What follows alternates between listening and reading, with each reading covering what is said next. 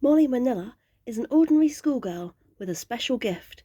She can talk to animals and understand them when they talk to her. In the sleepy village of Greentrees, Molly helps each day after school in her mum's veterinary practice. She meets plenty of cats, dogs, hamsters and horses who want to share their stories, and they all expect Molly to solve their problems. Molly's best friend, a blue tit called Bob, is keen to help, and he flies around the village picking up clues. From finding out why all the village cats are getting sick to unmasking a horse thief, Molly must uncover the answers without revealing her special gift.